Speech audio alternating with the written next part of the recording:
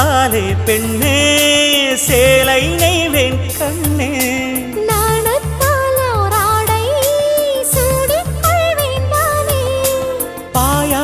அடி சொல்லாதே பஞ்சணம் புதையல் ரகசியமே சாய்ந்தாடும் சங்கில் துளி பட்டாலும் முத்தாகிடும் முத்துண்டே செம்பூவே பூவே உன் மேகம் நான் வந்தால் ஒரு வழியுண்டோ மன்னவன் விரல்கள் பல்லவன் ஒளியோ